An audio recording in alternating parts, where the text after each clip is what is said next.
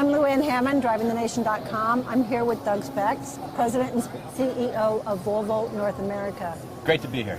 Your boss, your big boss, Stefan Jacoby, kicked it off, had the first keynote speaker. But he did mention a couple of things, and one of them is that you will have 800,000 cars by 2020.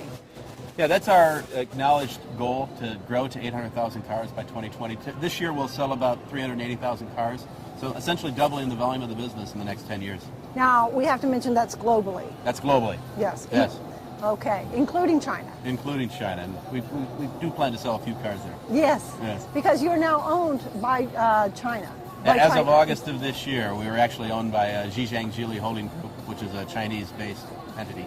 That is not a government-owned company. No, it's owned by Mr. Li Shufu, a private entrepreneur.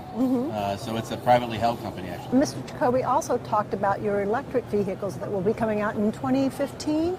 Actually, we're going to be introducing a test fleet of pure electric C30s into North America in the coming months.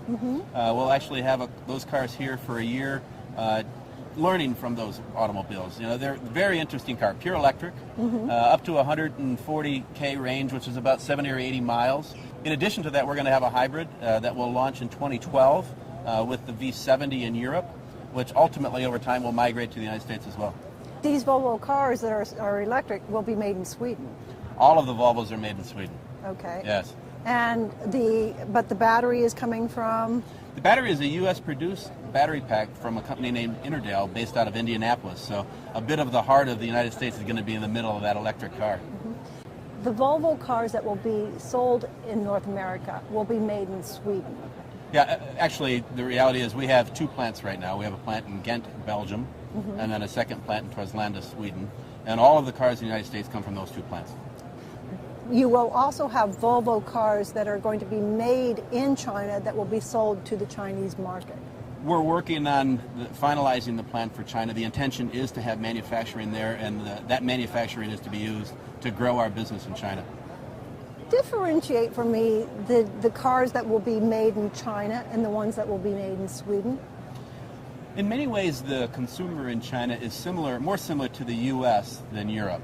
They value space, they value horsepower, and today it's really all petrol-based transportation. So ultimately, the range of products we have there will fill the need of the customer from that perspective. And in fact, you might be able to learn something from the Chinese, because the Chinese love a lot of back passenger space because they're driven around. Yeah, there's a big chauffeur-driven component of the luxury business in China, but actually it's even now migrating to individuals driving themselves, but they still like that space. And clearly that is applicable to the United States as well. We've always been a market that loves a bit more space in our cars.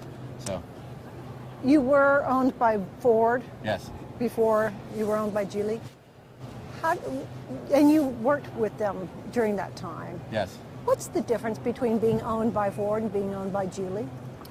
Well, I mean, Ford, we were a small business attached to a large business, right? Ford brought to Volvo investment dollars. I mean, the most popular car we've had for the last decade, XC90, was really on the back of the investment Ford made into the Volvo brand, so they assisted Volvo in that regard.